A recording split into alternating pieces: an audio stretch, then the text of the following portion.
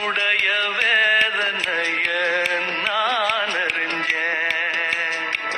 பொங்கலத்தில் மாலையிட ஒன்னிரண்டு தோள தொட என்ன தவம் செஞ்சேனோ என் மாமா. வண்ணக்கிளி கைய தொட சின்ன சின்ன கோலமிட உள்ள மட்டும் வழிய